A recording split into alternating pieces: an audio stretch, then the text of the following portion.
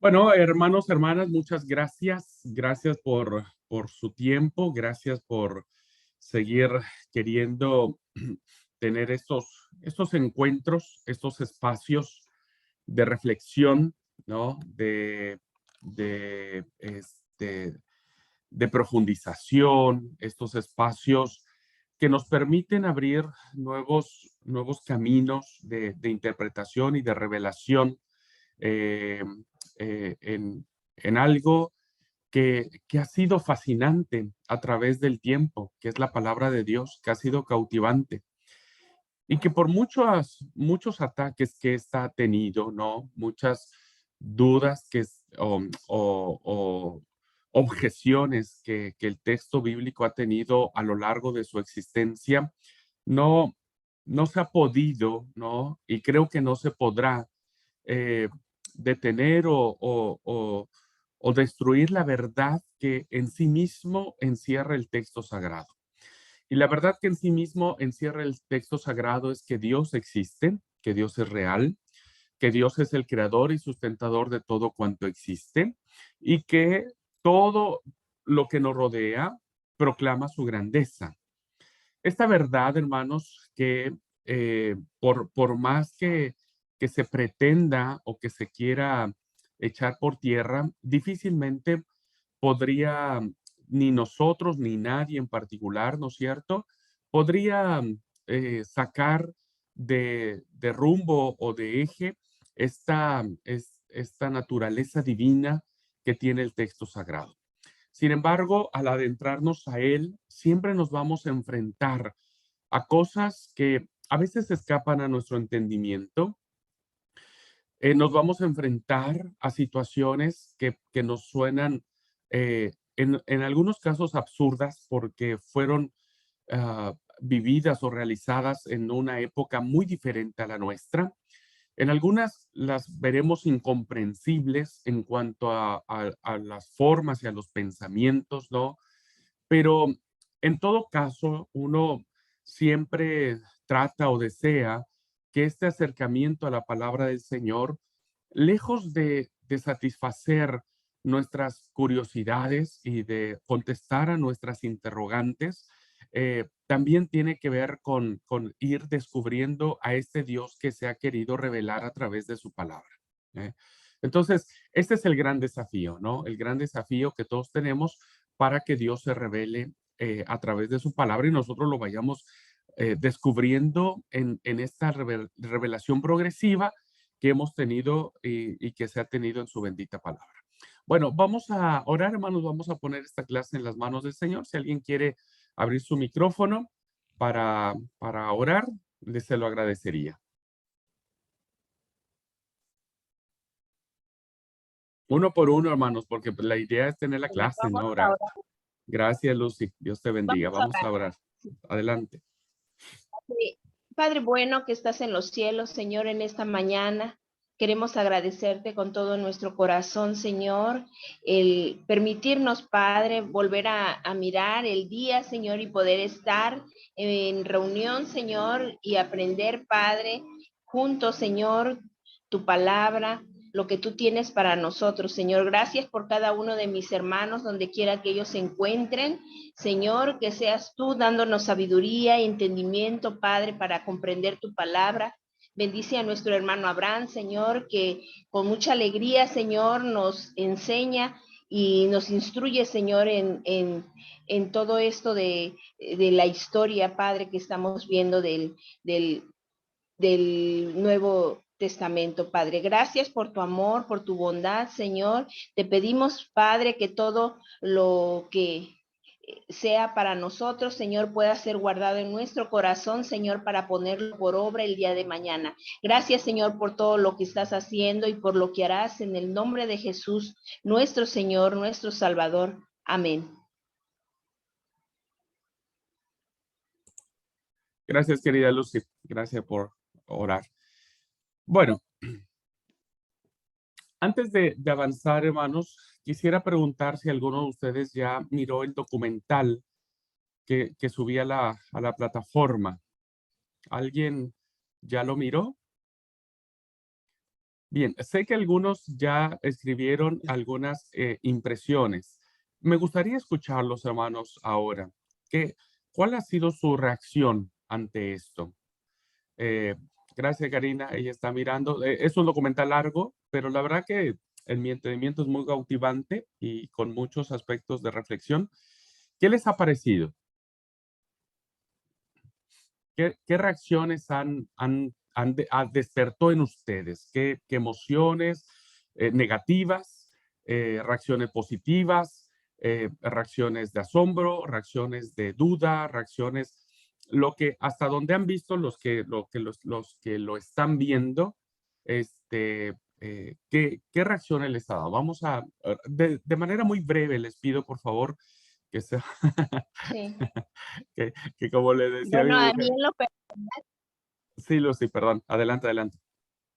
A mí en lo personal, cuando lo empecé a ver, la verdad que me impresionó mucho darme cuenta de que lo que está escrito en la palabra es algo grandioso, que tenemos un Dios poderoso, un Dios que no se le va ningún detalle, que hasta en donde tú puedas mirar todo lo que te muestra el video, podemos mirar la grandeza de Dios, el poder de Dios, que tiene que haber un creador de todas esas maravillas y me sentí muy orgullosa.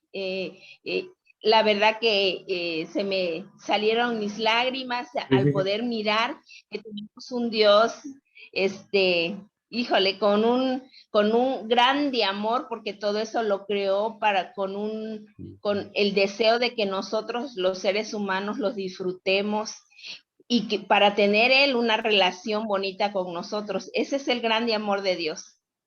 Gracias, Lucy. Comparto contigo. Yo también lloré ante una majestuosidad que la intención de esto, hermanos, es que lo podamos conectar con los relatos de la creación, porque a veces los relatos de la creación ya son a veces los tomamos tan mecánicos que no nos detenemos a pensar que en sí mismos los relatos contienen tanta belleza, tanta perfección, tanto poder, en fin, hay tantas que uno no alcanza ya más a qué decir, ¿no? Gracias, Lucy. Bere, Hermano, ajá, yo después. sí, bueno, vamos a ver a Bere, luego Betty, Dina y Álvaro. Vamos a hacerlo cortito y lo vamos a seguir. Bueno, la verdad que sí, yo desde niña siempre crecí por parte de mamá con esa sensación, bueno, con esa experiencia de admirar todo lo que Dios crea, ¿no? Desde una flor, mirar los pétalos, la textura y esas cosas, hasta el canto de un ave, que todas son distintas. Pero aún pasando por la escuela, creo que nunca vi tan a detalle muchas cosas que el documental nos muestra de manera científica. Y yo lo platicaba, para mí la ciencia avala lo que dice la palabra. La palabra no tiene necesidad de darle conformidad a nadie. Al contrario, creo que en este video para mí me queda claro que todo lo que Dios plasmó en su palabra, permitió que estuviera, es real. Y la ciencia le da fe a eso, que mucho tiempo ha tenido esa discusión, ¿no? De si la Biblia es verdad o no. Pero realmente yo me quedo maravillada, me quedo sorprendida. Es como un éxtasis porque uno, lo que decía Lucy, no alcanza a comprender tanta perfección. Creo que aún escuchando a detalle todo cómo fue creado, me parece a mí que nos quedamos cortos en comprender cuán perfecto hizo Dios las cosas y que todo fue para deleite de Él y para deleite del ser humano. Entonces, para mí no sé, a mí me fascinó ver tantas, desde la estrella hasta la flor, la semilla, toda esa perfección tan bien organizado, para mí es sorprendente, simplemente sorprendente. Gracias, Bere. Por eso la consigna es, ¿qué les evoca el primer título que aparece en el relato? En el principio creó Dios los cielos y la tierra. el título del Dios creador de los cielos y de la tierra. Viene en ese sentido. ¿Qué nos evoca eso? Betty. Sí, hermano. A mí también me impactó ver la grandeza de Dios. Cómo creó con tanta inteligencia que no se le olvidó nada, ¿no? En cada ser creado, en cada cosa, en cada flor, en cada cosa, ¿sí? Y me gustó tanto que me dio ganas de compartir al grupo de la iglesia de acá, para que vean que hay un Dios que ha creado todo y ese Dios es nuestro papá. Amén.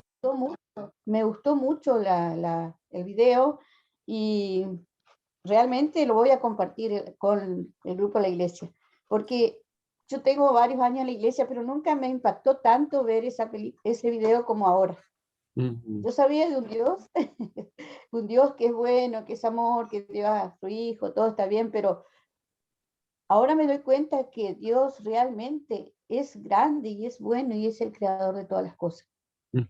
Y nos creó a nosotros y nos dio el cuidado de todas esas cosas, ¿no? Y por más decir, nos dio a su hijo, para que podamos un día disfrutar de eso que se ha perdido por el pecado. Muy bien, muchas Eso es mi gracias, aporte, Betty. hermano. Gracias. Sí, es algo que podemos compartir tranquilamente.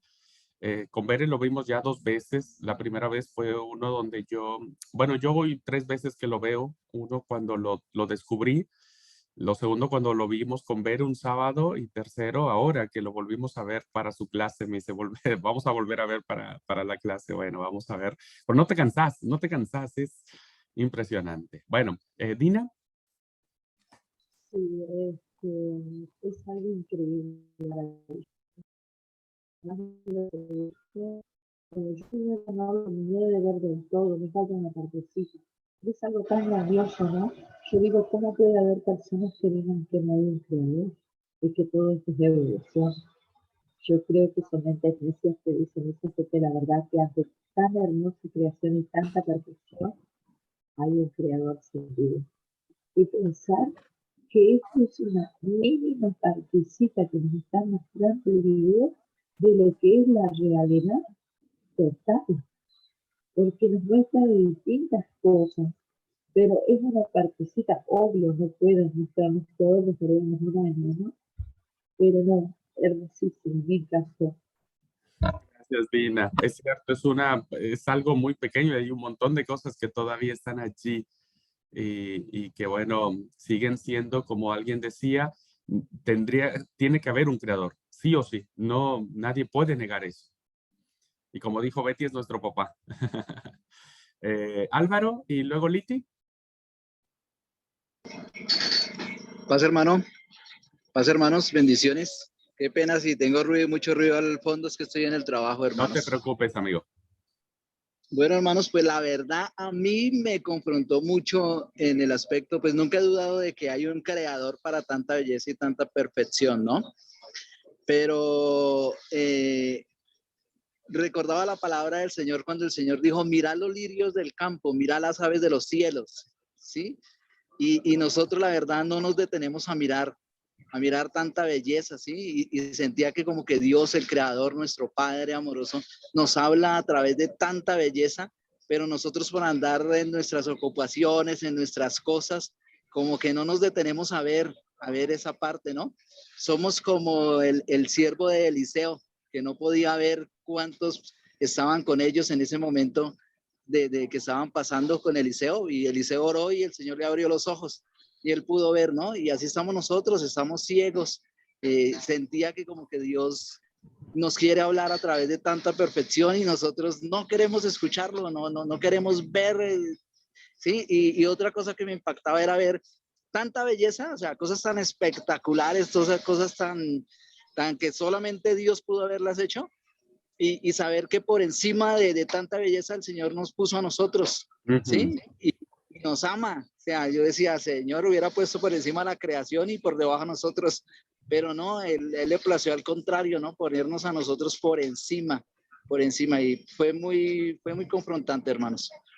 Gracias, hermano, Dios les bendiga. Gracias, querido Álvaro, gracias. La verdad que es algo muy interesante lo que dice Álvaro en el sentido de que yo digo, o sea, somos tan occidentales, digo yo, que hemos dejado de mirar, hemos dejado de sentir, porque todo lo queremos instantáneo, todo lo queremos pronto, todo lo queremos rápido, rápido.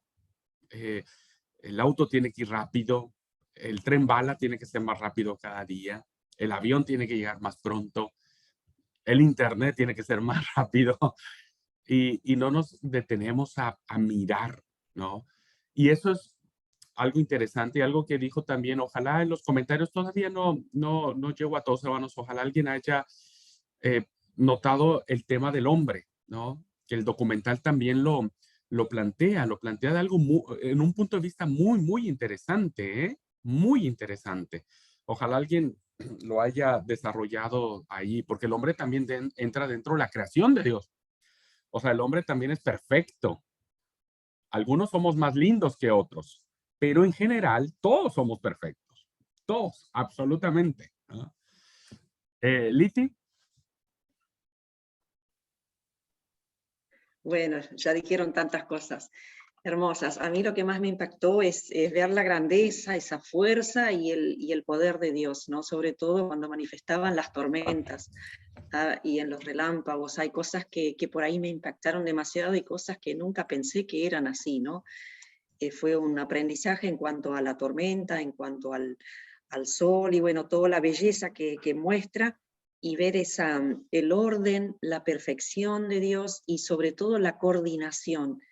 Esa coordinación de las aves que explica de que cada pluma está conectada con un nervio y es lo que los mantiene, cosa que nunca me hubiese imaginado, ¿no? Y digo, no sacaré una pluma de ningún pájaro. Como que es muy interesante. A las gallinas ya no las vamos a desplumar.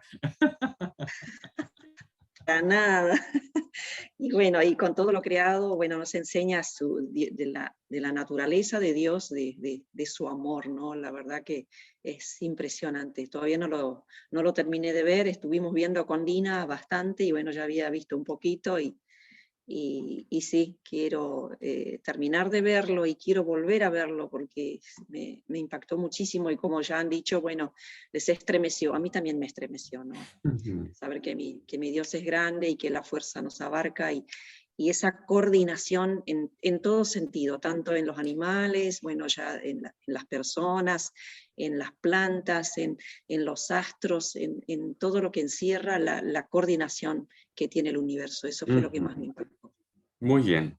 Gracias, Leti. Ahora, si ustedes se dan cuenta, aparte del pobre del loro de Karina, que no lo va a desplumar más, si ustedes se dan cuenta, hermanos, la aseveración que hicimos en relación al Pentateuco, específicamente en el libro de Génesis, nos permite a nosotros plantear cómo el autor sagrado va a abrir, va a iniciar su narrativa, que es una narrativa que tiene que ver mucho con Israel, tiene que ver mucho con el pueblo, tiene que ver mucho con la alianza, tiene que ver mucho con el pacto, va a iniciar declarando todo esto, que evidentemente, hermanos, de una forma tan magistral, el autor lo plasma en un capítulo, digámoslo así, ¿no? O sea, que ya sabemos que el autor no hace capítulos ni versículos, pero el autor lo plasma en tan pocas palabras, pero que en esencia encierran tanto, ¿no? Encierran tanta reflexión, encierran tanto incluso misterio, porque es lo que el documental nos plantea. Hay cosas que es un misterio de por qué pasa lo que pasa, ¿no? ¿Por qué sucede lo que sucede? ¿Por qué el pez puede cambiar de color en un abrir y cerrar de ojos en milésimas de segundo, ¿no? ¿Por qué? ¿Por qué, hermanos, la mariposa, para aquellos que creen en la evolución, la mariposa no tarda miles de años en evolucionar? La mariposa en un par de días, ¿no? Ya se cambió, ya se transformó de una oruga a una mariposa. No necesita Dios miles y miles de años para evolucionar, ¿no? La famosa teoría de la evolución. Entonces, ¿qué nos plantea el Pentateuco, hermanos? Principalmente en esto que quise llevarlos a que si nosotros iniciamos entramos por la puerta de entrada, espero no haber dicho un pleonasmo, hermanos. Ver, me va a retar. Bueno, si nosotros entramos por el pórtico del texto bíblico, ¿no? Y entramos en este asombro ya de entrada, en esta cautivación del poder, de la grandeza, del Espíritu de Dios revoloteando en el caos y que de a poco Dios le va dando forma, belleza, olor, color, sabor, ternura, autoridad, creatividad, un montón de cosas. Esa impresión, hermanos, tiene que ser lo suficientemente fuerte para acompañarnos en el transcurso del relato bíblico que el autor sagrado nos quiere plantear. Es decir, este pueblo que vamos a ver ahora en el desierto es un pueblo que su Dios es el que creó todo. Este pueblo, ¿no?, que estuvo esclavo durante 400 años, es un pueblo que no nace de la nada. Es un pueblo que fue creado a la misma semejanza y filiación paternal de Dios. Es un pueblo entonces, ¿no?, que va a entender que Dios tuvo una relación de amistad con él desde un principio, poniéndolo en el jardín del Edén, ¿no?, dándole autoridad sobre la creación. En ambos casos, en el primer relato le dijo, y ustedes se enseñorearán de todo cuanto existe. Y en el segundo relato, Dios le dice a Adán, vos tenés la autoridad de ponerle nombre a todos los animales. Es decir, ¡wow! ¡Qué asombroso que el Señor pone a la pareja que Él creó por encima de su creación y los pone como mayordomos y como autoridad, porque dice que no solamente van a trabajar la tierra, sino que la van a sojuzgar, van a tener un poder y un papel, un rol de autoridad. Esta reflexión, hermanos, con la que abre el Génesis, debe acompañarnos. Por eso siempre les digo, cuando ustedes entren al texto bíblico, no lo hagan de manera aislada, no lo hagan, no separen las historias, ¿no? No tomen una historia y la saquen de toda la narrativa porque tendrá su propio valor. Yo no digo que no, solo que no estaremos apreciando la totalidad. Cuando nosotros miramos esto, ¿no?, y miramos la perfección, nos damos cuenta por qué a Dios le pesó que el hombre se apartara de él, ¿no? ¿Por qué le pesó? ¿Por qué el hombre toma la decisión de romper con Dios en la desobediencia? ¿Por qué el hombre toma la decisión de matar a su hermano? ¿Por qué el hombre toma la decisión de vivir en violencia en la figura de Lamec y de Caín? ¿Por qué el hombre, ¿no es cierto?, trata de ser como Dios y construye y hace una fusión de lo sagrado y de lo terreno para fomentar la idolatría? Y Dios tiene que barrer con eso a través del diluvio. ¿Por qué Dios, no? Ahora nos entendemos por qué Dios, ¿no?, confunde la lengua de los que estaban construyendo la Torre de Babel. Dios no confunde la lengua de estos hombres porque sea un Dios malo, porque sea un Dios que diga, ahora les voy a hacer la maldad y les voy a decir que para que no se entiendan. Realmente, hermanos, la confusión de las lenguas en la Torre de Babel es un signo de la gracia de Dios. Es la manera que Dios tuvo para evitar que el hombre siguiera en ese afán de querer seguir siendo Dios, de tomar el lugar de Dios. Entonces, estos relatos, hermanos, vienen siempre de la mano en función del Dios creador y sustentador de todo cuanto existe. Esta visión de la cual estoy planteando permeará todo el texto bíblico. Los salmos, hermanos, recogerán esto, lo que yo les estoy diciendo, ¿no? Los cielos cuentan la gloria de Dios y el firmamento anuncia la obra de sus manos, ¿no? El hermoso Salmo 90 que me encanta, ¿no? Tú has sido nuestro refugio de generación en generación antes de que formases la tierra. que separase las aguas de la tierra desde el siglo y hasta el siglo. Tú eres Dios. Entonces, este asombro, hermanos, del portento del Dios creador acompañará a los profetas. Los profetas, hermanos, proclamarán a este Dios que creó todo cuanto existe, ¿no? E incluso, hermanos, fíjense que esta puerta de entrada, ¿no? al texto sagrado acompaña el pensamiento paulino. Incluso acompaña el mismo pensamiento de Jesús cuando le preguntan acerca del divorcio. ¿Qué hace el Señor? Y bueno, vayan a la puerta de entrada. Y la puerta de entrada dice que solamente hay un hombre y hay una mujer y que tienen que estar juntos.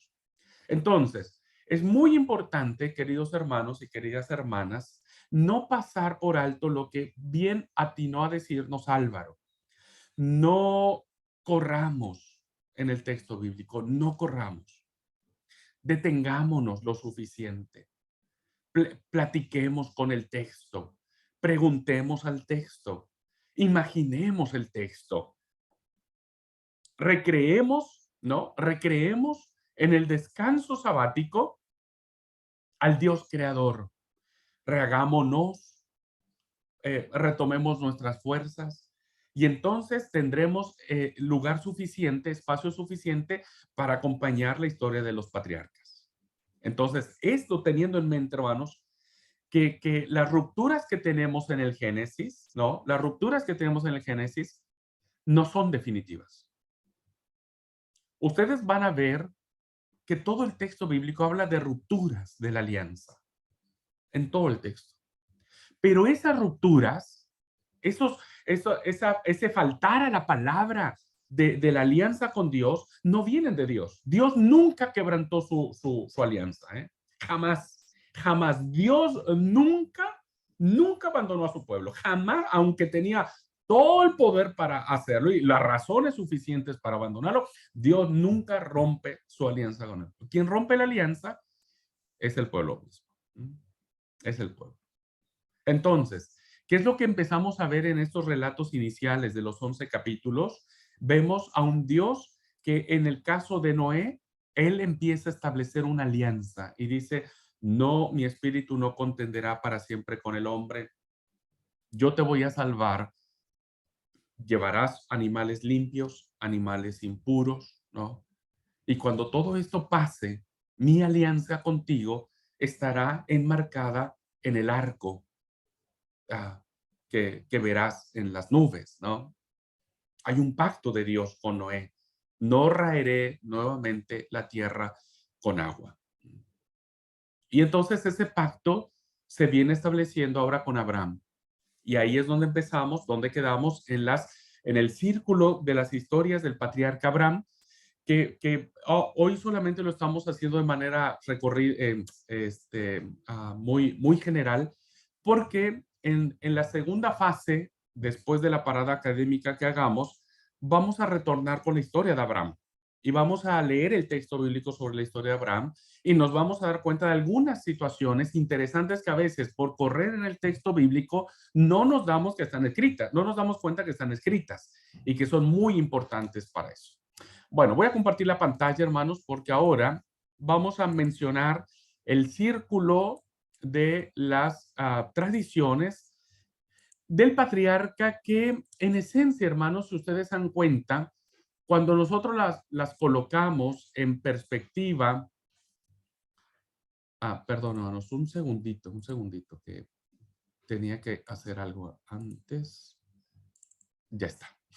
Que en perspectiva de los dos patriarcas llamado Abraham y Jacob, realmente, perdón, tenía que adelantar, esto ya lo vimos.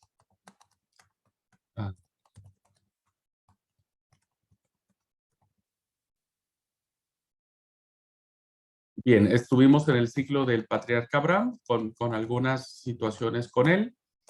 Y nos quedamos en la teología de la elección, que bueno, lo platiqué, siempre va a ser muy interesante en el texto bíblico cómo la elección va a estar presente, ¿no? Incluso las parábolas, unas serán dejadas, otras serán elegidas, ¿no? En fin. Bueno, luego viene el círculo del ciclo de las tradiciones del patriarca Isaac. ¿Mm? Y aunque muchos autores y la totalidad de autores finalmente plantean la historia del patriarca Isaac como, algunos lo llaman como unas solas tradiciones de transición, ¿no? Transición entre el patriarca Abraham y el patriarca Jacob. Otros lo plantean solamente como algo como para que no se perdiera el hilo, ¿no?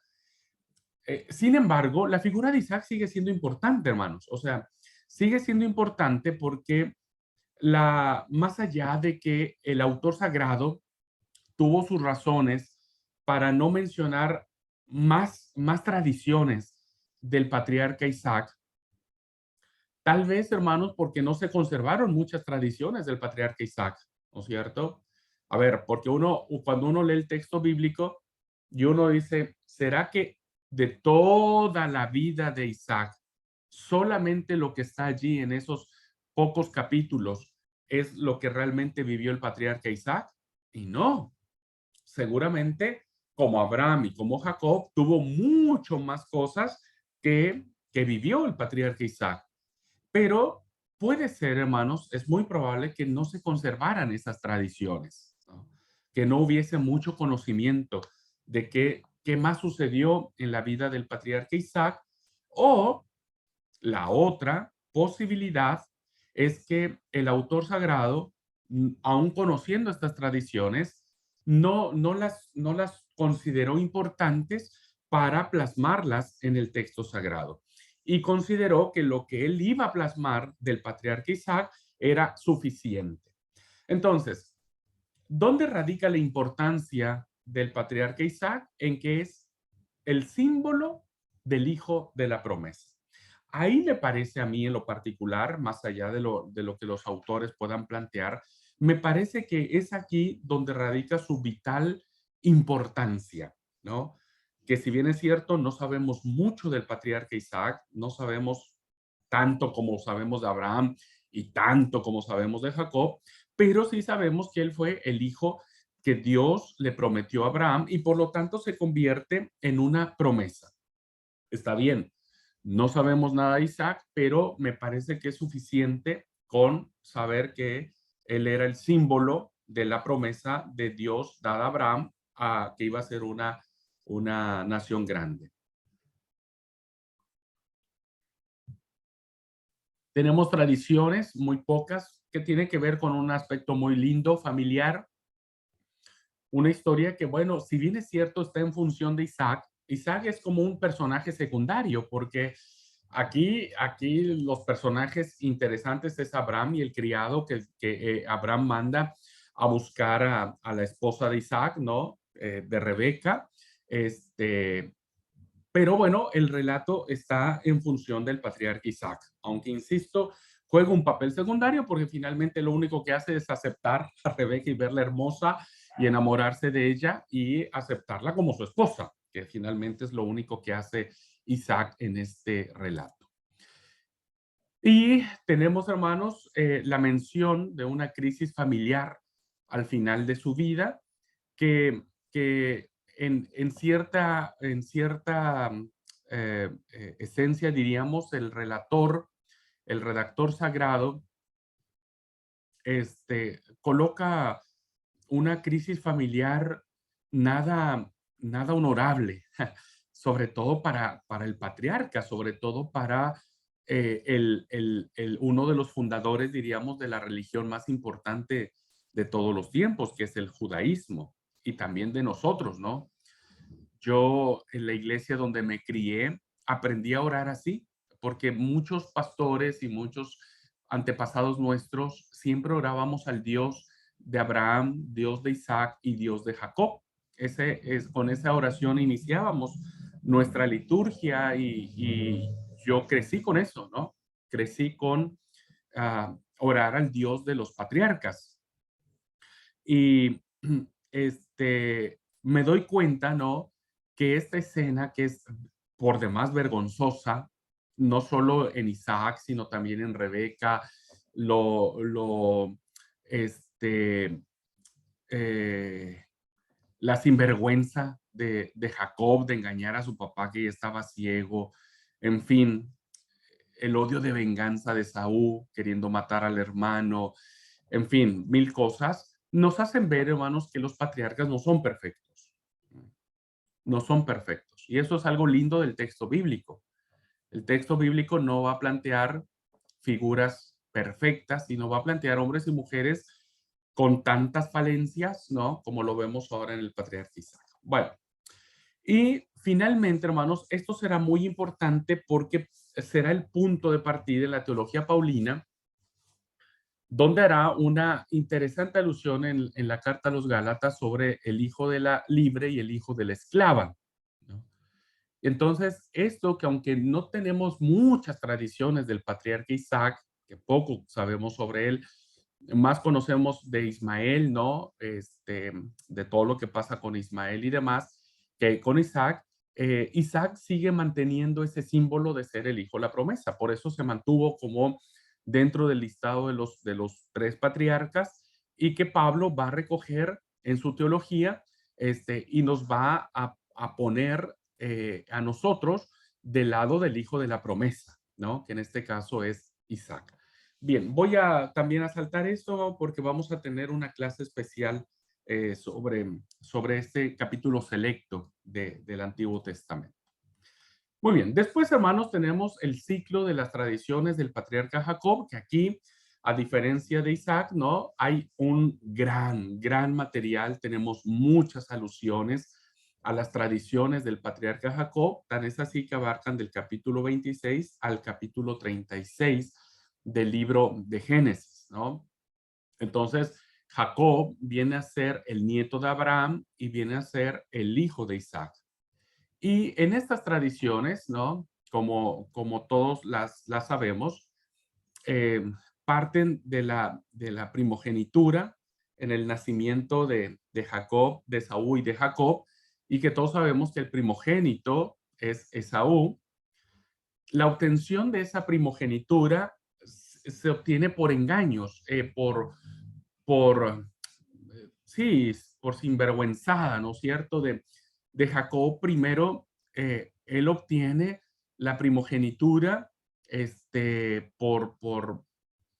porque la negocia, diríamos, con su hermano Esaú por una sopa, ¿no? Un plato de lentejas, un guiso, por una comida. Obtiene la primogenitura, pero le faltaba la bendición. Entonces, la bendición la obtiene, ya platiqué de esta crisis familiar que tiene. Bueno, después hay tradiciones muy interesantes, hermanos, a veces un tanto pintorescas, porque, bueno, vemos a Jacob teniendo que huir de su casa.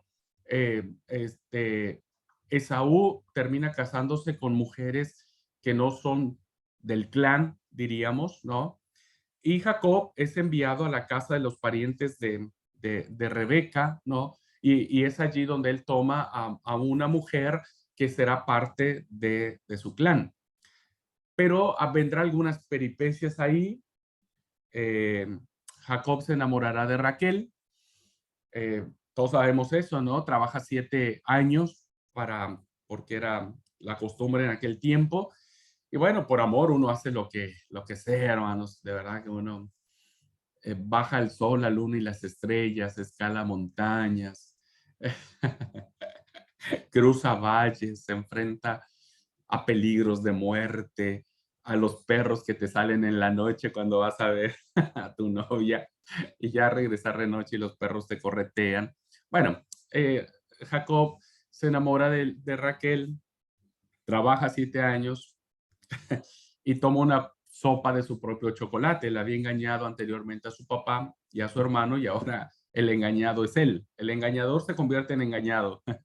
Y bueno, Labán dice, no, aquí mi costumbre es diferente. Aquí primero tiene que salir la mayor. Y entonces tiene Lea. Y bueno, Jacob estaba desesperado por Raquel y trabaja otros 7 años por Raquel. Ahora, Es muy importante, hermanos, esta parte de las esposas, en este caso las dos esposas de Jacob, porque ellas representarán en sí mismas, ¿no es cierto?, la descendencia de lo que será las 12 tribus de Israel. Pero resulta que Lea le da hijos y Raquel no le da hijos a Jacob. Entonces, como Raquel no le da hijos a Jacob, le da una esclava. La verdad que no estoy recordando el nombre de las esclavas. Una es Silpa y la otra es... ahora me he de acordar. Y Raquel le dice, bueno, yo no te puedo dar hijos, entonces toma a mi esclava, muy propio de lo que había hecho la abuela, Sara, ¿no? Muy propio de la abuela. Y dice, bueno, toma a mi esclava, no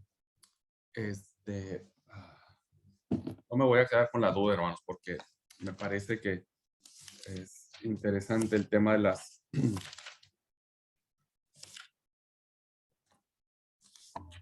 El nombre de la otra esclava es Bila. ¿Perdón? El nombre de la otra esclava es Bila. Bill. Sí, lleva la H entre la L y la... Sí, gracias, mi querida. Es 35-22. Es el capítulo 35-22. Gracias.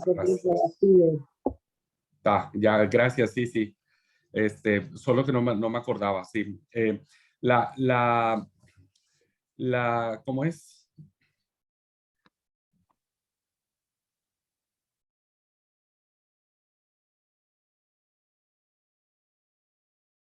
Perdón, hermanos, me rete mareo, ya me había dicho, ya me dijo. Ok, sí, la sierva, ya está. 35 Bilha. Sí, gracias. La sierva de Raquel, ¿no es cierto? La sierva de Raquel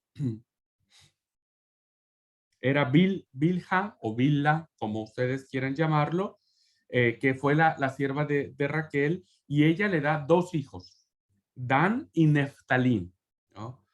En el caso de Lea, los hijos que nacen de Jacob vendrían a ser Rubén el primogénito, ¿no? Los rubenitas, Simeón, Leví, Judá que vendrá a ser no de la concubina, vendrá a ser realmente de la esposa legítima, diríamos, de Jacob, que Judá va a tener un papel importante en la genealogía, Isaacar y Zabulón.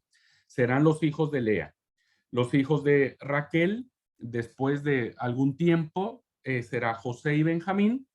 Los hijos de Bilha o Bila, que era la esclava de Raquel, serán Dan y Neftalí. Y los hijos de Silpa, que es la esclava de Lea, le vendrá a dar también dos hijos, que es Gad y Aser.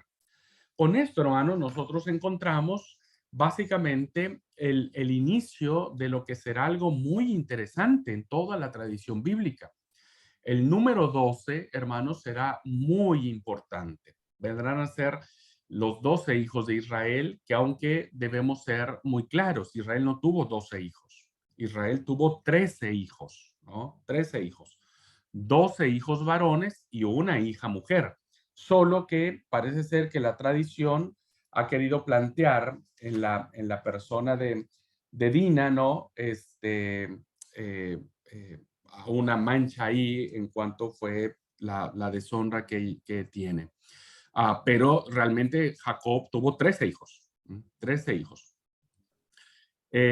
Y entonces estos 12 que solamente se van a mencionar por ser los hombres, por ser los patriarcas, no los patriarcas, perdón, los hijos de los patriarcas, vendrán a constituir las 12 tribus de Israel, vendrán a constituir los dos reinos, el reino del norte y el reino del sur, vendrán a constituir un símbolo muy importante de los 12 apóstoles, ¿no? En clara alusión a los hijos de estas mujeres, de Lea, Raquel, Silpa y Bilha, y vendrán a constituir incluso, fíjense hermanos, como este número 12 vendrá a ser muy importante en la literatura apocalíptica, porque en el Apocalipsis estamos hablando de las 12 puertas, estamos hablando de los 12 apóstoles, estamos hablando de las 12 tribus de Israel. Entonces, este hecho que puede sonar histórico, de decir, bueno, tuvieron hijos y ya está, tiene una profunda connotación, ¿no? Y eso entra en el círculo de las tradiciones de Jacob.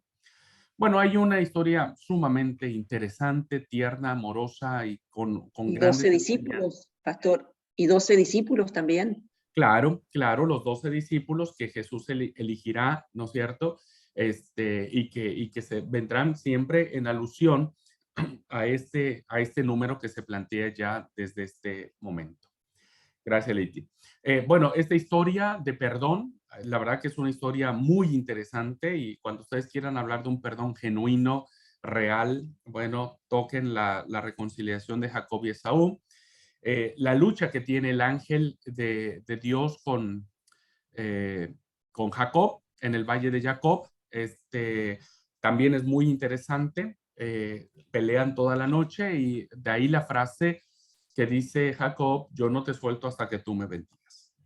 Bueno, al final, hermanos, ya de las tradiciones del patriarca Jacob, aparece el nacimiento de Benjamín, que será el hijo amado de Jacob, será José y Benjamín, los hijos amados, la muerte de Raquel, que será la que realmente Jacob estuvo profundamente enamorado. Qué triste, ¿no? Para Lea, un poquitito, pero bueno, fue así.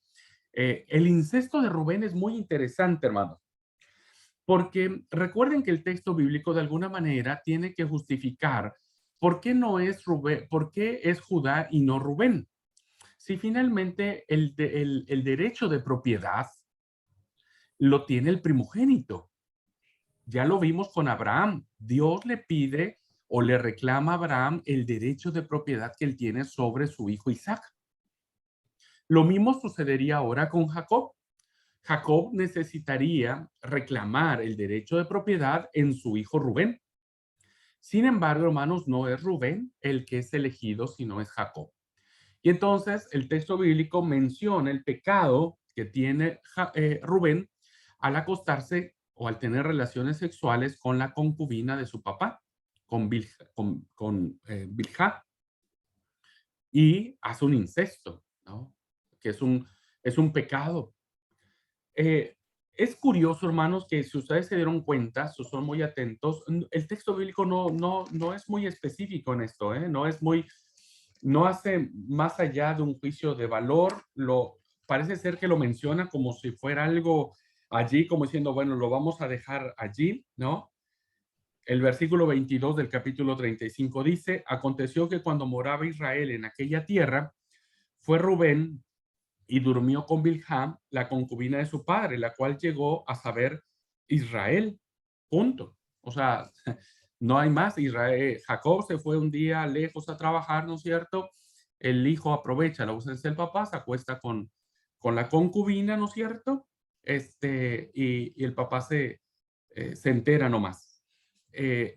Hay en la traducción de los 70, la versión Septuaginta, dice, agrega esta traducción que cuando Jacob se entera se enoja muchísimo. Pero Reina Valera omite esa parte, no hay ninguna reacción de Jacob, solo dice que cuando lo cual lo llegó a saber Jacob. Es interesante este detalle que no hay un escándalo mayor como el escándalo de David con Betsabé, etcétera. Sin embargo, esta sola mención es suficiente, ¿no? Tal vez el redactor no quería hacer quedar muy mal a uno de los referentes del primogénito, ¿no es cierto?, de las 12 tribus de Israel.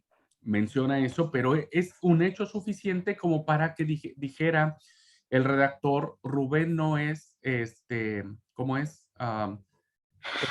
El que va a tener el derecho de la elección, no es Rubén, va a ser Judá. Y a partir de allí, hermanos, el redactor va a justificar que el Mesías vendrá de la tribu de Judá y será descendiente del rey David. Bueno, la muerte de Isaac en Mambré ahí muere y es el último momento en que vemos a Jacob y a Esaú juntos. No los volvemos a ver más en el relato bíblico, ¿no? Solamente cuando sepultan a su papá, a Jacob y Esaú. Entonces, hermanos, a partir de allí termina el ciclo de la historia de Jacob, ¿no? Y entonces es muy interesante cómo el texto abre un espacio muy, muy grande, ¿no? Que abarca del capítulo 37 al capítulo 50. Curiosamente, hermanos, de un hijo de Jacob, ¿no es cierto? Que si se dieron cuenta, para Judá solamente hay un capítulo dedicado a Judá, ¿no? Y bueno, también no es muy bueno que digamos, pero es curioso que ahora tengamos lo que es a José.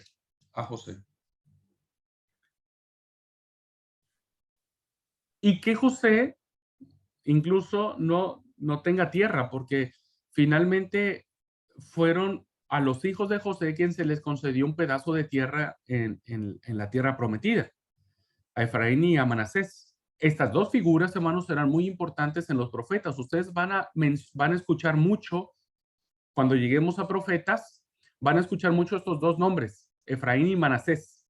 Más Efraín, ¿no? Más Efraín. Y vendrá a ser porque Jacob los va a reconocer como suyos, ¿no?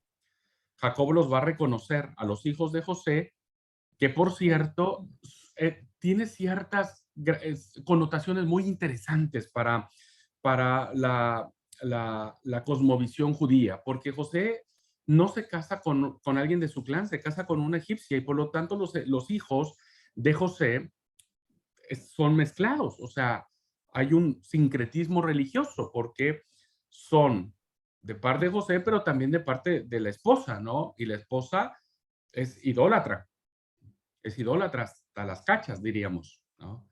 Entonces, cuando nosotros miramos el círculo de José, hermanos, diríamos que este libro, esta historia como tal, diríamos, planteémoslo como un todo, esta historia de José, nos va a plantear la antesala.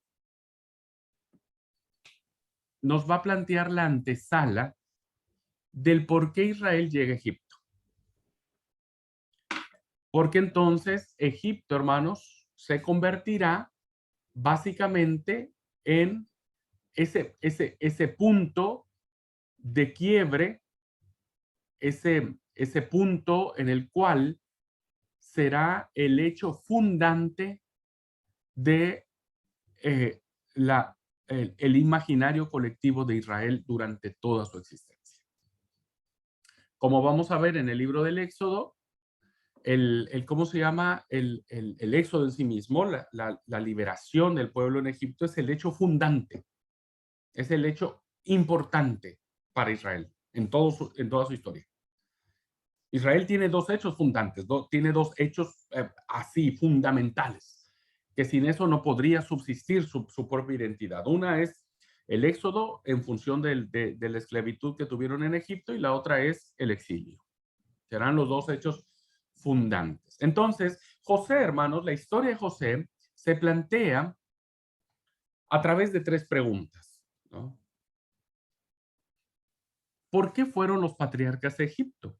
O sea, ¿cómo fue que el tema hizo que este hecho fundante, que algún día vamos a ser liberados de ello, es que cómo es que llegamos allá, ¿no? Y entonces la historia de José lo contestará. Y la historia de José contestará y dirá, bueno, fue por causa del hambre. Porque hubo una gran hambre, porque hubo un gran,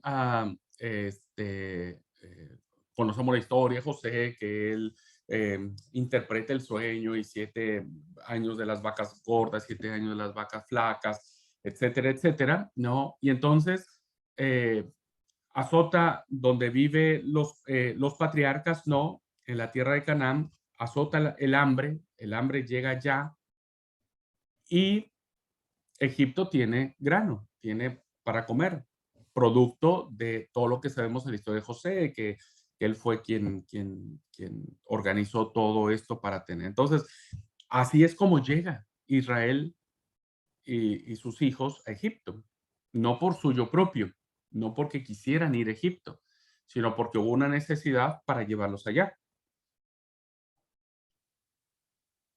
Una segunda pregunta muy interesante para poder ubicar a Israel en Egipto. ¿Cómo es que Jacob o Israel ya, no, recuerden que en algún momento Dios le cambia el nombre y en vez de ser, voy a decir en términos generales, hermanos, los significados de los nombres, Jacob era engañador e Israel tiene otras denominaciones, pero una de ellas es príncipe. Entonces, Jacob deja de ser el engañador, el usurpador, y ahora se convierte en el príncipe. Y evidentemente se le da el nombre de Israel. ¿Cómo es que Jacob o Israel llega a Egipto? Y la respuesta es porque el hijo penúltimo de él fue vendido por sus hermanos a unos mercaderes que lo llevaron a Egipto, donde llegó a ser un funcionario de alto rango. Y después de esto, después de que pasa, de que José se entera de que el papá vive, ¿no? De que el papá está vivo, lo manda a traer. Y dice la palabra que Dios le dijo a Jacob, subí, anda, ve. Ve a Egipto que yo iré contigo porque tengo un propósito. Entonces, el hecho de que el patriarca Jacob haya llegado a Egipto es básicamente por esta situación que la vida le fue acomodando, ¿no? El hijo es vendido, las peripecias que pasa José en Egipto con Potifar, con la esposa, con la cárcel, los sueños de Faraón, interpreta los sueños de Faraón, se convierte en el segundo más importante del imperio más poderoso que en ese momento existía, que era Egipto, ¿no? Los hermanos vienen porque el hambre los empuja, José reconoce a los hermanos, pero no se da a conocer, les hace algunas pruebas, les hace pasar algunas pruebas para ver si ellos ya habían cambiado o no, detiene a Benjamín. Jacob se entera, vuelven otra vez los hermanos a Egipto porque el hambre sigue siendo muy fuerte, ¿no? Finalmente José se revela a sus hermanos, hay un gran lloro, Faraón escucha el lloro de José y se entera qué onda, qué ha pasado, ¿no? Bueno, no dijo qué onda el Faraón. No me imagino al Faraón diciendo, ¿qué onda? ¿Qué pasa en la casa de José? Perdón. Pero dijo, bueno, ¿qué pasó? ¿No? Y bueno, se entera y le dijo, bueno, manda a traer a tu papá, a tu familia, todo. José manda a traer a su papá, lo traen y se instala Jacob en Egipto, en las afueras, José. La tercera pregunta que hace, que va a contestar esta historia de José, ¿no? Que es vendido por los hermanos, es algo muy interesante, fíjense, hermanos, que a lo mejor nosotros no pasamos por alto, porque bueno, es muy linda la historia de José, pero pasamos por alto que esta historia, vuelvo a repetir, hermanos, no tenemos que sacarla y mirarla como que no tuviera una conexión en la línea narrativa. El redactor está justificando la identidad del pueblo. Y ya dijimos que él primero, como pieza fundante, establece la identidad del pueblo en un Dios que es poderoso y que además es un solo Dios. Segundo, que es un Dios que ha dado una promesa a un hombre llamado Abraham, ¿no? Y que su descendencia, Isaac, Jacob, vendrá a ser las piezas fundamentales del desarrollo de este pueblo que paulatinamente va a estar teniendo su identidad. Tercero, el autor trata de establecer la identidad del pueblo de Israel ante un cúmulo de pueblos que lo rodeaban, ¿no es cierto? Y que muchos de ellos se preciaban ser pueblos que sus orígenes eran orígenes de prosperidad. Y en el caso de Israel, ¿no? No va a ser la excepción.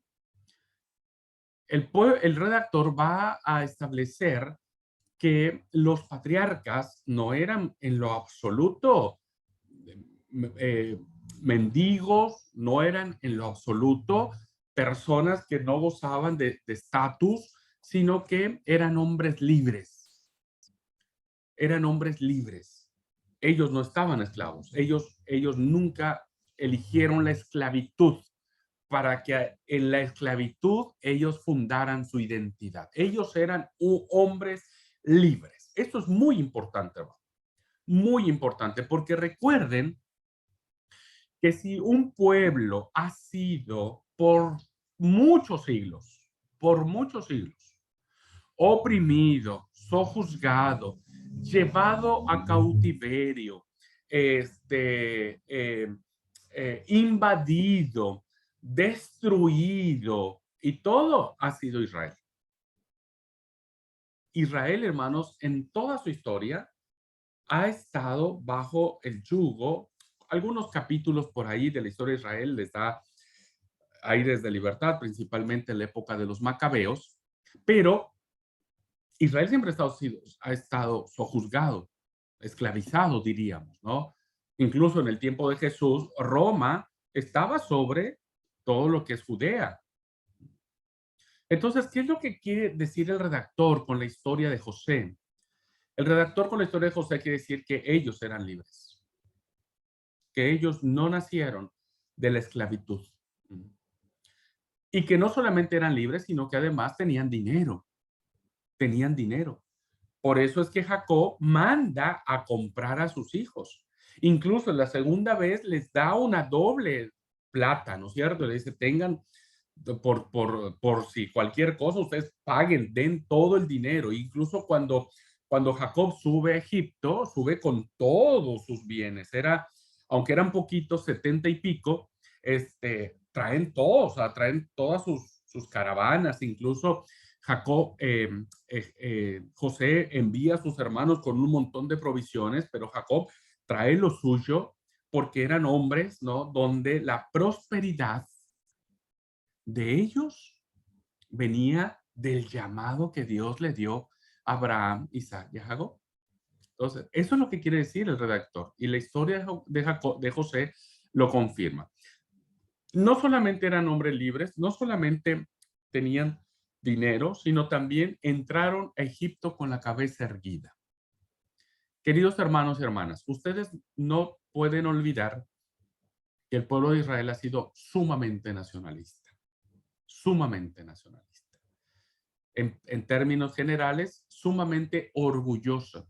Y tienen razón de sus raíces, porque es el pueblo elegido de Dios, obvio, claro, tienen ese derecho. Y es lindo eso, ¿no es cierto?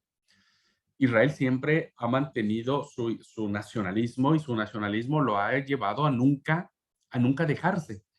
Nunca dejarse. Israel siempre ha estado en guerra, siempre, hasta actualmente, hasta la fecha, hasta hoy, Israel ha estado en guerra. Pelea para todos lados, porque no se deja, tiene un gran nacionalismo. Y el pueblo esta historia está planteando que ellos entraron como hombres libres de Egipto y entraron con la cabeza levantada y entraron siendo un pueblo que no necesitaba, ¿no? Sin embargo, fueron porque José estaba allí y José los llamó, ¿no? Y entonces les da un lugar muy lindo, les da un lugar muy especial.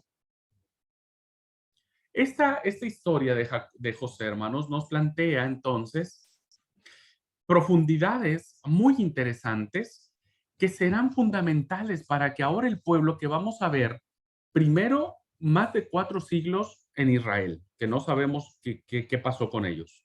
4 siglos de silencio, diríamos, ¿no? Donde no hay tradiciones al respecto, donde no hay,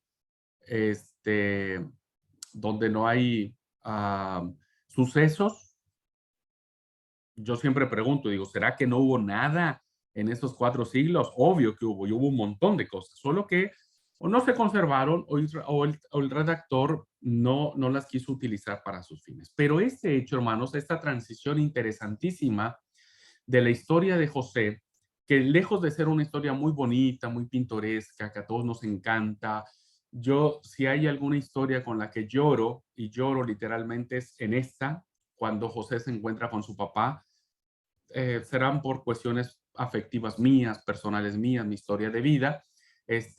Si algo yo tengo es llorar cuando yo lloro con Jacob y Isaac, y José cuando se encuentran, lloro con ellos. Habemos 3 llorando allí. Lejos de ser esta historia muy linda, muy que todos nos conocemos, ¿no? La mujer de Potifar, etcétera. Va a ser en términos teológicos el puente, la transición que va a dar sentido al redactor de decir, ahora entiendo por qué llegamos a esta etapa de Egipto. Y entonces esto va a ser muy importante porque los acompañará al pueblo, ¿no? Acompañará al pueblo por su paso en el desierto. Los acompañará algo muy importante que vamos a ver en la siguiente hora. Los va a acompañar en el establecimiento de la alianza. Esto es muy importante y vamos a detenernos mucho allí, en el establecimiento de la alianza. Esta historia de Israel, de José, perdón, entonces nos catapulta a poder entender el tema de la alianza, del pacto, el compromiso, como ustedes quieran llamarlo, que Dios va a tener con Israel y será algo sumamente importante. Bueno, les planteé todo ya, hasta las fotos les había, les había compartido. Bueno, aquí está todo esto, ¿no? Todo lo que planteamos, ¿no? Ahí salieron las 2000 palabras que no tenés y se olvidó la diapositiva. Ay, ay, ay. Bueno, perdón, hermano. Todo lo que les dije está acá en fotos. Los sueños de José, José es vendido, ya José en el palacio, José siendo el gran señor de Egipto, el encuentro que siempre les he dicho que es maravilloso, la llegada de Jacob a Egipto, ¿no es cierto? La bendición, esto va a ser muy importante, hermanos, la bendición, con esto va a cerrar, a ver, déjenme ver si la siguiente, no, ya, con esta termino. Estas 2 fotografías que aparecen atrás, o pintura, como quieran llamarles, ¿no? Esta y esta, van a ser muy importantes porque el Génesis va a cerrar con la historia de la bendición del patriarca a sus hijos. Esto va a ser muy importante, hermanos, porque vuelvo a repetir, el texto sagrado está tratando de justificar la identidad que ellos tienen, ¿no es cierto?, como pueblo, y lo hace a través de estas 12 tribus, de estas 12 clanes, de estos 12 grandes personajes, ¿no es cierto? Y entonces, Génesis va a cerrar con la bendición que Jacob va a pronunciar a cada uno de ellos. Va a terminar primero reconociendo como suyo propios, o sea, y esto es algo muy importante, Jacob va a reclamar la propiedad de los 2 hijos de José, no solo del primogénito, sino del otro también, ¿no? No solo de Efraín, sino también de Manasés.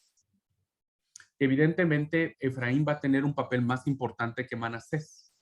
Pero aquí vemos otra vez, hermanos, la elección, la teología de la elección.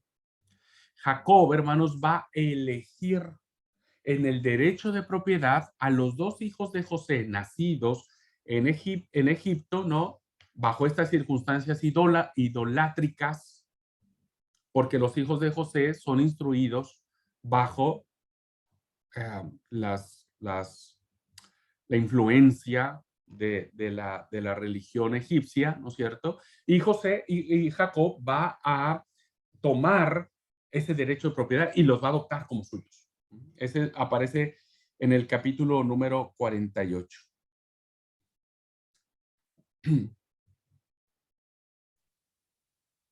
Perdón, ¿vas a explicar en algún momento esa parte de por qué lo hace? Porque yo tengo una idea, pero no quisiera errar, entonces si lo vas a aclarar después está bueno, porque cuando leí se me hizo extraña esa parte del relato de por qué adopta a los nietos, se puede decir, cuál es el sentido que tiene, porque debe tener algún sentido futuro el hecho de que él adopte a los nietos, hijos de José. Sí, es un poco la, ¿cómo se llama? La explicación que el redactor mismo da sobre el porqué en el capítulo 48 del libro de Génesis, ¿no? Dice en el 48, hace una alusión de cómo Dios se le apareció a Jacob en Canaán, cómo lo bendijo, y Jacob recuerda la promesa de que es un pueblo grande y va a ser un pueblo grande y maravilloso.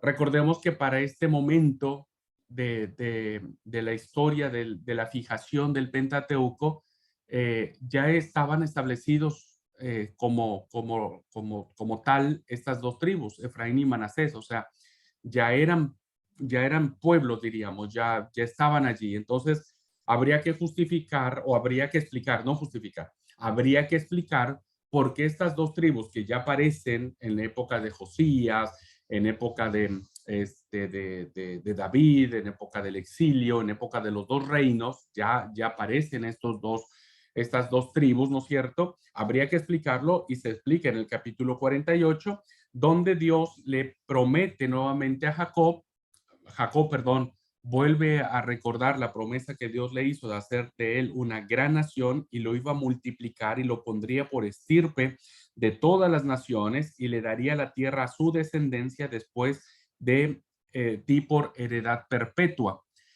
Este punto, ¿no? Del recordatorio de la promesa de Dios dada a Abraham en el sentido de hacer una gran nación. Inmediatamente el versículo 5 dice, y ahora tus dos hijos, Efraín y Manasés, que te nacieron en tierra de Egipto, antes que viniese a ti a la tierra de Egipto, míos son, como Rubén y Simeón serán míos. Entonces, el redactor está justificando, ¿no?, que fue elección de Jacob elegir estas dos tribus y por lo tanto deben ser reconocidas. No está la tribu de José en el repartimiento de la tierra. Solamente están las tribus, se reparte la tierra entre Efraín y Manasés. ¿Qué hace el redactor? Legitimizar a estas dos tribus. ¿Cómo lo legitimiza? Explicando que Jacob fue quien los elige y los pone a la par de sus dos primeros hijos, Rubén y Simeón.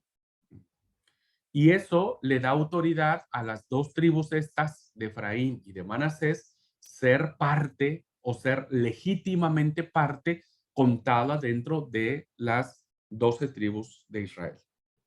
Entonces, viene básicamente por lo que llamamos la teología de la elección, y Jacob los elige como hijos suyos para justificar la legitimidad de estas dos tribus.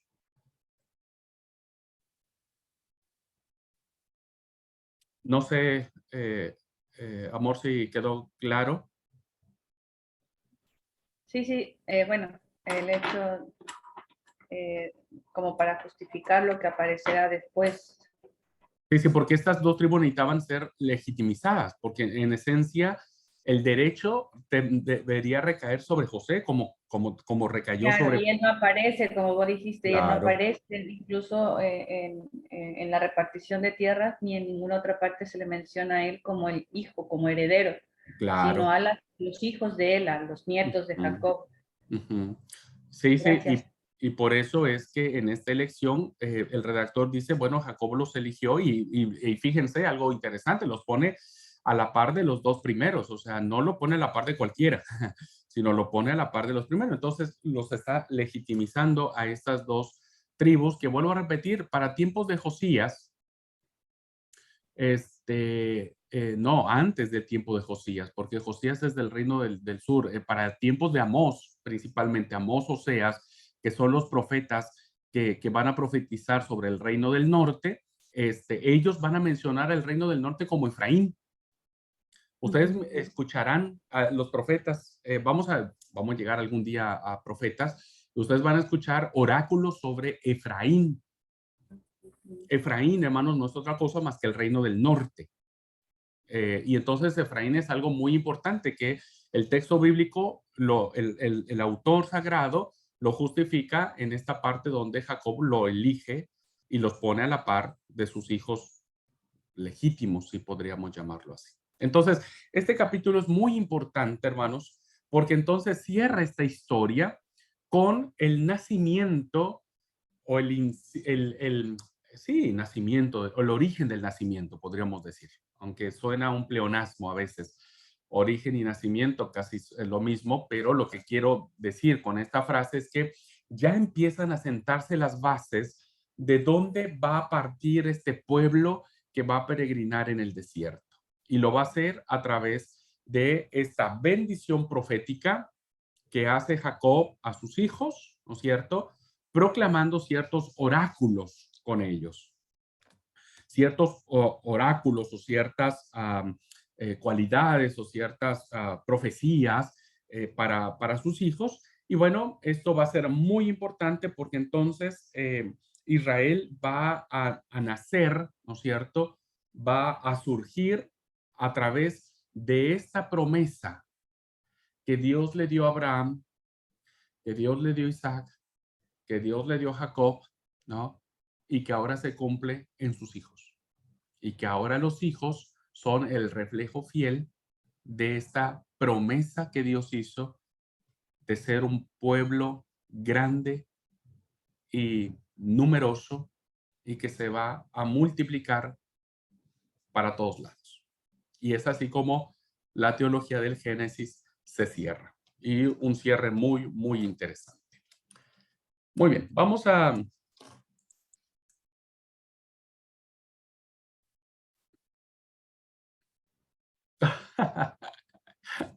Sí, había otra diapositiva.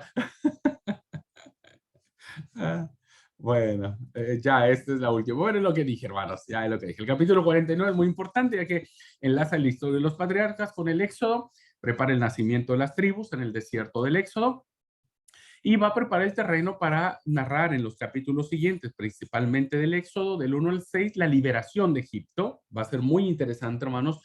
Ahora vamos a ver dos bloques, ¿no? Dos bloques. Así como en el Génesis vimos dos bloques, uno del 1 al 11 y el otro del 12 al 50. Ahora vamos también a ver dos bloques. Uno que es de Éxodo del capítulo 1 al capítulo 6, donde estará enmarcada la gran liberación de Egipto, ¿no? Del pueblo de Israel de Egipto. Y el otro bloque será del capítulo 7 del Éxodo, pasando por todo el Éxodo, todo Levítico, todo Números y hasta el capítulo 34 del Deuteronomio. Ese será el bloque completo y que debemos verlo como un bloque, como un todo, como una narrativa que tiene un sentido. Entonces, no hay que olvidar, hermanos, que los libros del Pentateuco siempre van a constituir una secuencia ininterrumpida de la historia que está queriendo plantearnos, ¿no? Y que ahora, en la siguiente hora, sí dije bien, vamos a hablar la importancia de la alianza de Dios. Bueno.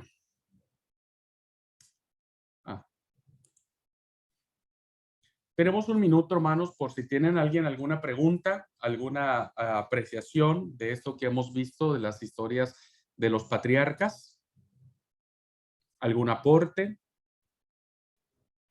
Bueno, yo todavía me quedaba por ahí porque yo analizaba la lectura y lo que había leído así en la palabra, justamente lo que comentabas al final, y me hacía como ese ruido de decir, ¿por qué adoptar a los nietos? Y más aún si no eran de origen judío netamente.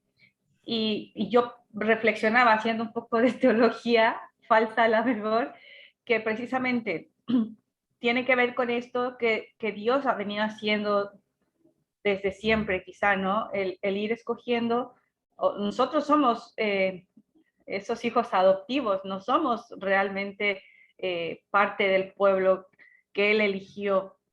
Entonces pensaba yo, si no, esto tiene algo que ver en esa connotación, ¿no? De decir, reconocer a esos dos nietos, hacerlos sus hijos y de alguna forma dignificarlos para que ellos tuvieran heredad como nosotros ahora. No sé si yo estoy bien o por ahí me fui de mambo. No, no, recordemos, hermanos, que algo, sí, lo que vos decís es cierto en el sentido de que el nacimiento del pueblo judío, porque hasta ese momento no podríamos hablar de judaísmo, ¿no? Hasta ese momento no podemos hablar de judaísmo, porque el judaísmo viene muchos siglos después. Lo que quiero decir que el nacimiento del pueblo de Israel nace básicamente de un pueblo pagano. O sea, nace realmente de un pueblo pagano, porque Abraham era idólatra. O sea, Abraham nace o es llamado de Ur de los Caldeos, y Ur era realmente un pueblo pagano. ¿Qué es lo que nosotros vemos acá? Vemos acá que Dios, ¿no es cierto? Sin hacer la acepción de personas, Él reclama un derecho de propiedad. Él dice, ok, ahora yo los tomo a ustedes de donde están y los quiero hacer míos. Este derecho de propiedad es lo que vemos en las historias patriarcales. Tomamos el derecho de propiedad para sentirnos pertenencia. Este es en esencia el sentido teológico del Génesis. Porque el sentido teológico del Éxodo que vamos a ver es que ese derecho que Dios toma de decir, ahora ustedes son mi pueblo, ahora son mi propiedad, es porque ahora yo quiero establecer una alianza con ustedes. Quiero hacer un compromiso con ustedes. Quiero hacer un negocio. A ver, pues déjenme plantearlo en esos términos. Un negocio con ustedes, un pacto con ustedes. Y como pacto les voy a explicar las reglas. Ustedes me van a decir si las aceptan o no. Pero eso era lo que Dios quería hacer, ¿no? Entonces, en las historias de Efraín y Manasés básicamente tienen que ver en una justificación del derecho de elección que toma Jacob sobre eso, ¿no? Y que no estoy recordando ahora, yo leí un artículo muy interesante que tiene que ver con esto, con la historia de José y su mujer. Y ¿tiene nombre su mujer? ¿Recuerdan ustedes? Creo que tenía nombre, ¿no? Su mujer de José.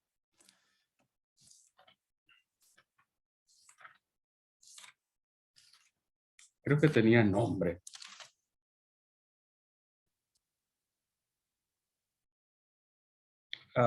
Sí, Asenat. Y llamó Faraón el nombre de José. Incluso, fíjense que vamos a ver mucho en el texto bíblico los nombres que no son realmente judíos propiamente o no son israelitas. Muchos nombres que aparecen en el texto bíblico tienen origen pagano, ¿no?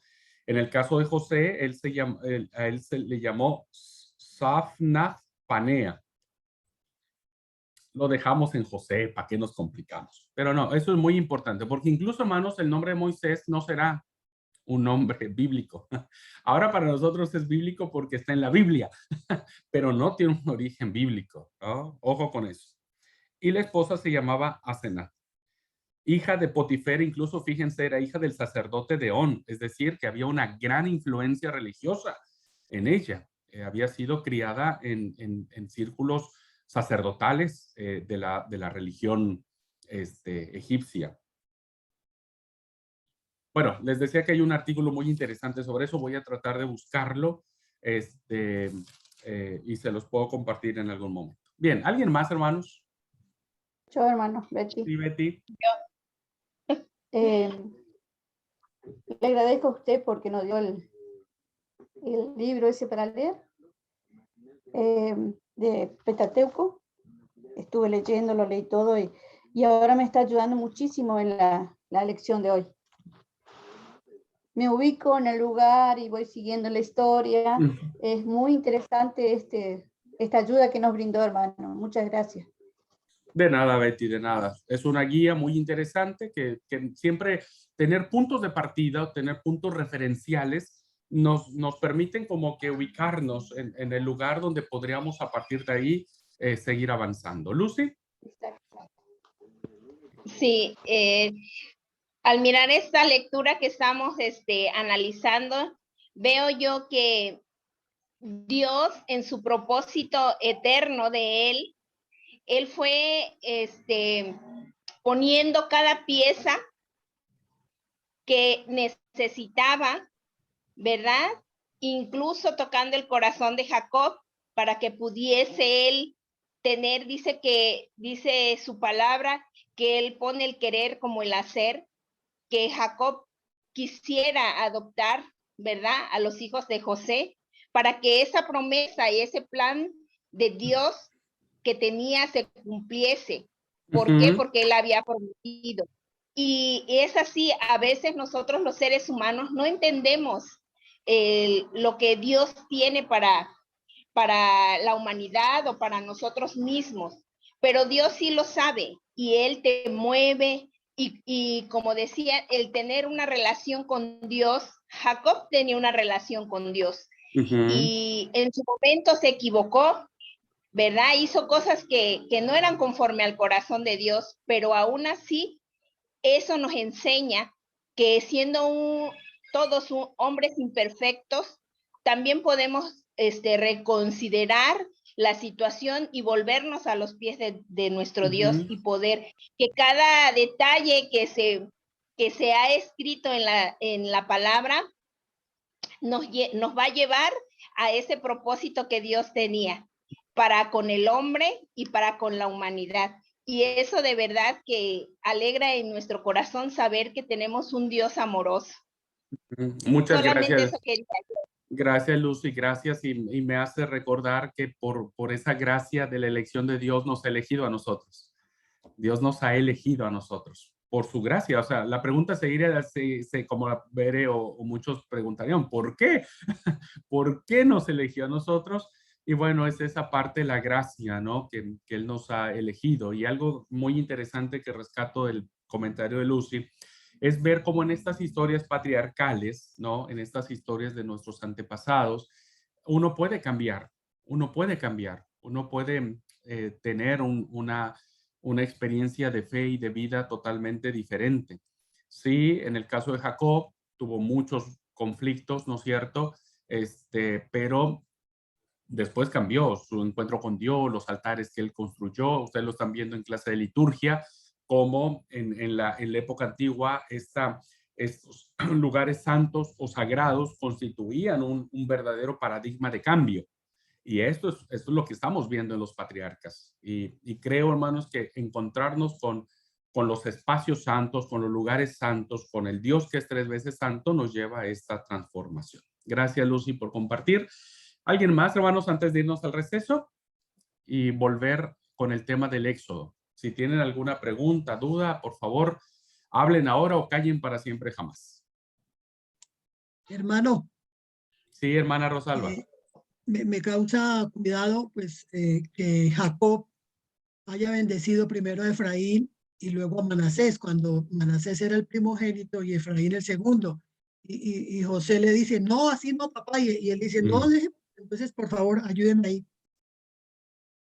Sí, ese es un relato que omití mencionar ese detalle, que es muy interesante porque finalmente Jacob bendice al segundo, ¿no es cierto? No bendice al primero. Teología de la elección. El mismo patrón desde un principio. Teología de la elección, claro. Teología de la elección. Por eso les dije, hermanos, que cuando nosotros ya conocemos los otros libros de la Biblia, cuando conocemos ya los libros históricos y los libros proféticos principalmente, nos vamos a dar cuenta de la importancia que tiene Efraín. Efraín tiene una gran importancia en el texto bíblico. Por eso incluso les decía que el profeta nombra al reino del norte como Efraín. Incluso no lo nombra como Israel, lo nombra como Efraín. Entonces, esta es una teología de la elección que justifica precisamente la importancia que va a tener esta tribu o este pueblo en función de la identidad de Israel en su historia. Teología de la elección, es así. Por eso vemos muchas elecciones de esta naturaleza. y tienen que ver siempre en propósito, en función del propósito de Dios. ¿Alguien más, hermanos?